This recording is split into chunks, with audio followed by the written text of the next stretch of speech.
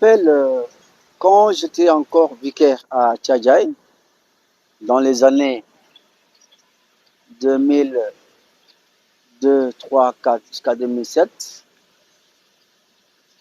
le cardinal Théodore Adrien Sarr avait effectué une visite pastorale dans cette paroisse, Notre-Dame de la Paix de Tchadjaï.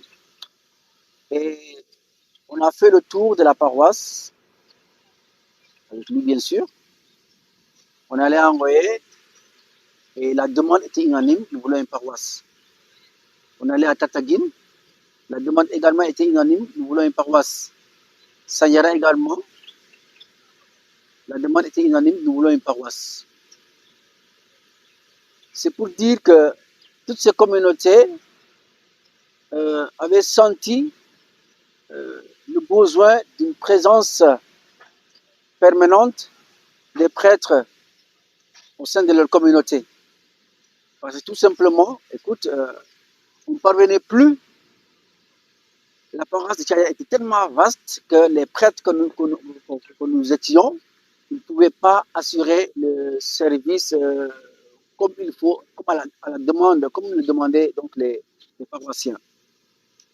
Et c'est plus tard, en 2015, quand Monseigneur Benjamin est arrivé à Dakar, dans le diocèse, pour remplacer le cardinal Théodore Adrien Sarr, il a fait une visite dans le diocèse et il a vite compris que il fallait une paroisse entre Mbour et Tchadjaï. Alors, c'est comme ça qu'il a proposé d'ouvrir une fondation à Sanyara. D'ailleurs, c'était les premières paroisses qu'il va fonder, c'était Sanyara, Théompel et la cité gendarmerie Saint-Jude. C'était donc aux affectations de 2015, en août, que Monseigneur Benjamin Yaye a annoncé officiellement que Sanyara serait donc une fondation. Et le 27 septembre de la même année, 2015, lors de la bénédiction de l'église, il lançait officiellement donc cette fondation à Sanyara. Et il m'avait demandé d'en être le fondateur, ce que j'avais accepté de tout cœur. Donc, je vous dis, c'est en 2015 que la paroisse de Sanyara, que Sanyara a été érigée en fondation, confiée donc à ce modeste prêtre que je suis, pour pouvoir au moins être présent dans cette communauté et essayer de faire quelque chose avec eux. Quand je suis arrivé à Sanyara, il faut dire que il n'y avait pas de structure, je vous dis qu'il n'y avait pas de presbytère. Et quand Monseigneur m'a envoyé ici, il m'avait demandé de loger en attendant à Tchadjaï, parce qu'il n'y avait pas de presbytère ici. Donc c'est tous les jours que j'ai quitté donc Tchadjaï pour venir ici à Sanyara et faire ma pastorale. C'était difficile, il fallait quitter très tôt le matin. Après la messe, écoute, il fallait faire la pastorale et rentrer presque tard le soir. Il fallait le faire et on n'avait pas de choix. Et plus tard, il fallait que donc je reste à Sanyara. Qu'est-ce qui a fait que j'ai choisi de rester à Sanyara malgré tout? Un jour, je devais aller en réunion avec mes confrères de Tchadjaï. Et au moment où on se préparait, mon téléphone sonne. Ah ben, nous avons une malade ici et il demande le sacrement des malades. Donc j'ai dit à mes confrères, écoute, vous me trouvez à Sanyara, le temps que j'aille, je donne l'onction des malades. Et puis voilà, donc on continue. J'arrive, vraiment je cours comme je peux. J'arrive à Sanyara, je rentre dans l'église, je prends les huiles et tout, mes documents. Et au moment où je sortis de l'église, mon téléphone sonne. Je réponds, ah ben, la dame vient de décéder. Waouh! Alors ça m'a fait une grande peine. Je me suis dit que si j'avais quitté Sandiara, j'avais eu le temps d'arriver et d'administrer le sacrement des malades. Alors ça m'a convaincu de loger à Sandiara malgré les difficultés. Et c'est comme ça que les sœurs m'ont proposé un petit cagibi, un petit magasin où j'ai mis un matelas par terre et où je dormais. Vraiment, ils m'ont accueilli également, ils m'ont donné à manger le matin et le soir. Et donc, j'ai choisi donc, de dormir dans ce local-là. J'ai logé pendant 1 an. Et après, j'ai déménagé dans une salle de classe parce qu'ils avaient déjà construit l'école primaire. Mais comme ils n'avaient pas occupé toutes les classes, donc ils m'ont proposé donc déménager dans une salle de classe où j'ai aménagé, là où j'ai mis un lit, un bureau et une table à manger également. C'est là où j'ai vécu jusqu'en 2018 pour pouvoir commencer le presbytère. Et j'ai regagné le presbytère en septembre 2018. Au passage, je dis un grand merci aux sœurs Ursulines de l'Union romaine qui vraiment ont partagé ces difficultés, cette mission avec moi et jusqu'à aujourd'hui d'ailleurs. Elles ont beaucoup contribué, vraiment, si on parle aujourd'hui de réussite, ils ont beaucoup participé alors à cette réussite. Vraiment, ils ont compris que c'était une mission pour elles de me donner à manger, à boire, de m'aider. Et même ces sœurs-là, je me rappelle, tous les dimanches ou bien les messes en semaine, il y avait toujours une qui partait avec moi dans ces villages-là. Vraiment, nous avons bien collaboré et ensemble, vraiment, nous avons construit cette paroisse de Sandiara. Et donc, c'est en 2019 que Monseigneur a trouvé qu'on pouvait ériger donc, cette fondation Saint-Michel en paroisse. Donc, et le premier curé que je suis sera installé donc en novembre comme donc premier curé de cette paroisse Saint-Michel-Archange de Sandiara.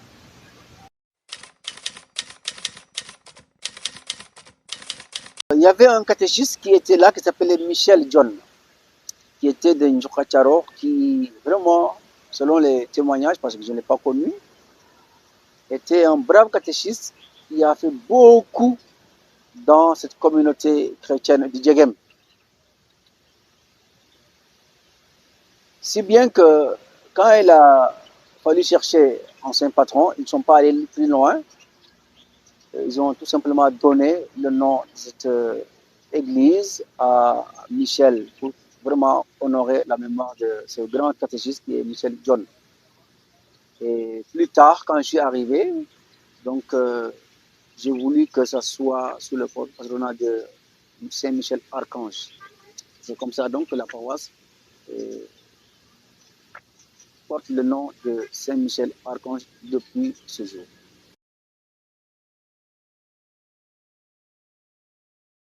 Les limites géographiques, du côté de Tchadjaï, donc la paroisse s'arrête à Sessène. Du côté de Ndiaganyao, paroisse, la paroisse s'arrête à Faylar. Du côté de la commune de Nguyen, la paroisse s'arrête donc à Diolofira. Et de ce côté de Mbou, la paroisse s'arrête à Louli Ndia. Et donc, la paroisse s'étendra donc sur 3 communes, la commune de Sanyara, la commune de Sessène et la commune de Nguyen.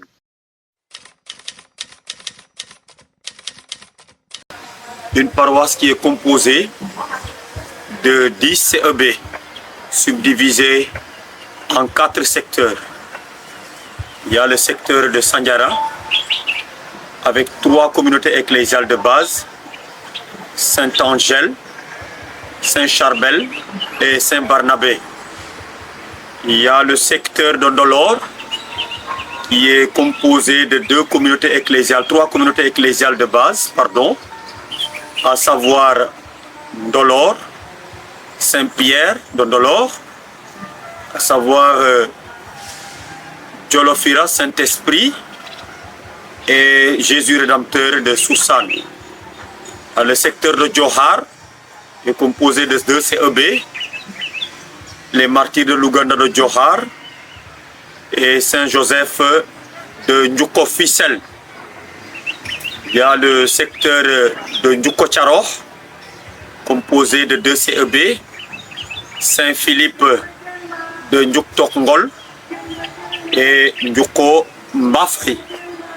En plus de ces 10 CEB, il y a d'autres villages également où nous partons pour les messes. Il y a le village de Ndjouko Mbafri que j'ai cité, mais également le village de Faylar où nous partons chaque premier mardi du mois pour les messes. Il y a d'autres villages également où nous partons à chaque trimestre. C'est le village de Kaou, garage Djaher, Soukem. Il y a également le village de Sessen. Il y a Djoukakod. Donc en plus des 10 CEB.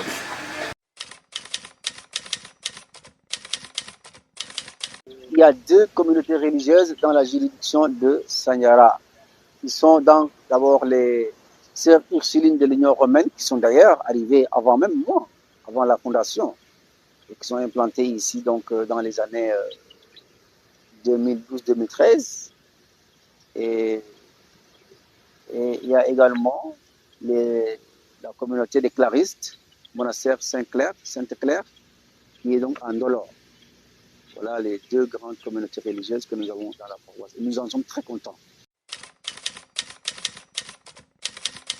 Bon, comme les prêtres sont succédés de la paroisse, je suis d'abord le premier prêtre à arriver dans cette paroisse. Et donc, j'ai fait de 2015 à 2019. Et après, l'abbé 2018-2019, l'abbé Mibert est venu comme stagiaire. Et après, à partir de 2019-2020 jusqu'en 2023, l'abbé Jean-Baptiste Mott qui était donc vicaire. Et après Jean-Baptiste Mott, il y a l'abbé Alphonse qui l'a remplacé à partir de 2023 et 2024. Je peux dire que depuis lors, il y a des prêtres qui sont passés par là. À part moi qui sont encore là, par exemple, c'est ma 10e année. Il y a l'abbé Mibert comme stagiaire. Il y a l'abbé Jean-Baptiste Mbodfaï, qui a été le premier vicaire, et l'abbé Alphonse Sarr, aujourd'hui, qui est avec moi. Les projets réalisés dans la paroisse. Oh bon, écoute, il y a quand même pas mal de projets que nous avons réalisés dans la paroisse. D'abord, ici à Sanyara, quand je suis arrivé, donc, mon premier souci, c'était donc de clôturer la cour de l'église, ce que nous avons réalisé avec le concours de tout le monde. Après cela, donc, nous avons réalisé donc, le projet du presbytère. Nous avons également rénové l'église. Nous avons également réhabilité la grotte. Après, nous avons réalisé également un projet de maraîchage en équipant le puits. Et avec ça, d'ailleurs, nous avons pu faire un peu de maraîchage les années passées. Après, nous avons essayé donc de construire un magasin, plus garage de voitures. Nous avons également fait un poulailler avec une porcherie. Et le dernier projet à être réalisé ici, en tout cas au niveau de Sanyara, c'est la cantine scolaire. Donc, j'avais vu que tous les élèves qui venaient du lycée beaucoup de, des élèves venaient des autres villages et qui n'avaient pas où manger ici à Sanyara. Et alors, euh, ça faisait de la peine de les voir traîner dans la cour. Donc c'est comme ça que nous avons demandé à des amis de nous aider dans ce sens-là. Et avec ça, nous avons pu donc réaliser donc, le projet de la cantine scolaire qui est là aujourd'hui vraiment. En dehors de Sanyara même, nous avons également construit une église à Diolofira. On a également construit une église à Ndjouk Tokgol. Et nous avons également réhabilité l'église de Djoha. Maintenant, les projets à venir, c'est l'église de Soussan, l'église de Ndolor, l'église de Officiel, également une église à Njokomba Faye, à Faïla également. Nous avons même pensé, écoute, élargir l'église de Sanyara qui est devenue d'ailleurs très petite pour la communauté.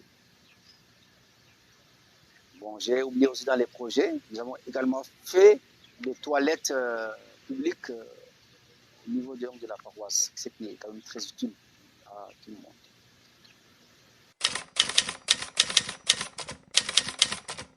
Sanyara, comme paroisse la plus verte du diocèse, bon, c'est un prix que nous avons reçu au JMJ de 2022, je crois bien. Et donc, quand je suis arrivé, moi d'abord, il faut dire que moi j'aime beaucoup les arbres. Et quand je suis arrivé, cette cour que vous voyez, il n'y a presque pas d'arbres, à part donc les gros nimes que vous voyez, les deux gros nimes que vous voyez là, un autre nime derrière, et deux autres là-bas. Il n'y avait que ça comme ombrage dans la paroisse. C'était vraiment un terrain vide. Alors, je me suis dit qu'il fallait quand même faire quelque chose. Je suis allé chercher des arbres. Même les premiers arbres que nous avons plantés, je suis allé les chercher à Thiès. Ce sont les terminalia que vous voyez. Les autres arbres, je les ai pris donc à Warang.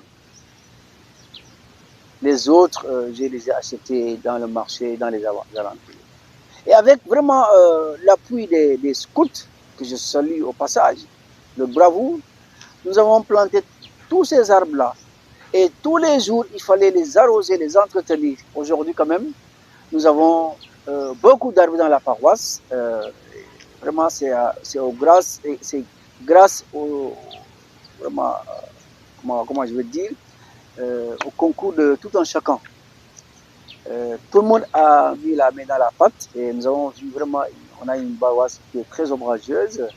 Donc, les gens aiment vraiment dire que ici c'est beau, il y a beaucoup d'arbres.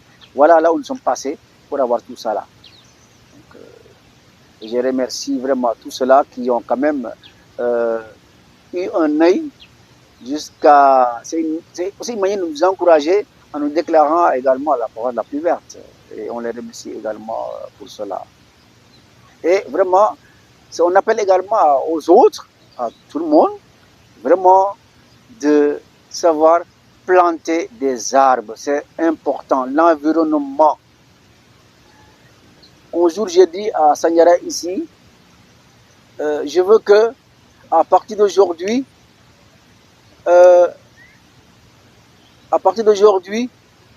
un paroissien, un arbre, chaque année. Je ne sais pas, est-ce qu'ils ont fait ça ou pas, mais je ne sais pas. Mais voilà, j'ai eu à le lancer. Et donc, parce que pour moi, l'arbre, c'est assez important pour moi dans la vie.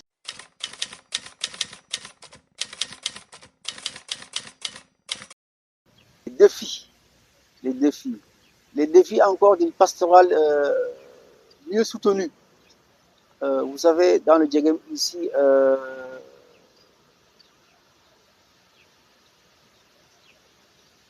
on a un petit souci, c'est que les gens sont encore très attachés à la tradition.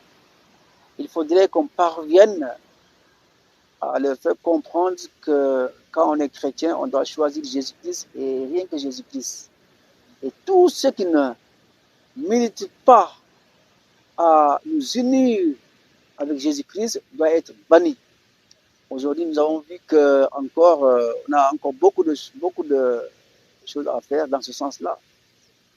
Facilement, les gens sont très accrochés aux funérailles, aux célébrations traditionnelles, et ça constitue un grand problème dans le vécu de leur foi.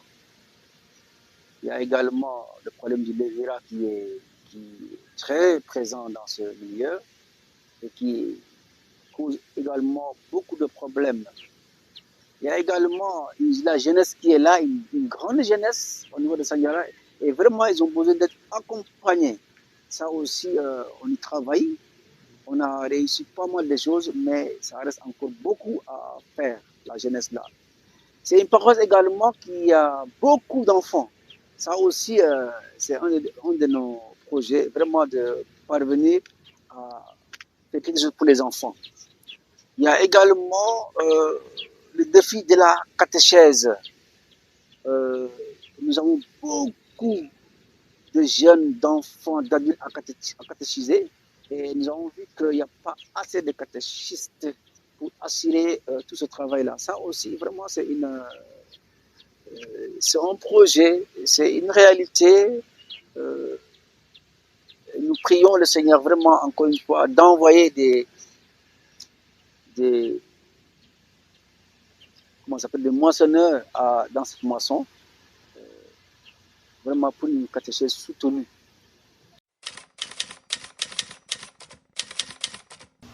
Dernier mot, je remercie vraiment tous les paroissiens avec qui j'ai travaillé. Je remercie également, il y a beaucoup d'autres qui m'ont aidé au début de cette fondation et qui ne connaissent même pas Sanyara. Des amis de Dakar, des amis de la France, des amis d'ailleurs.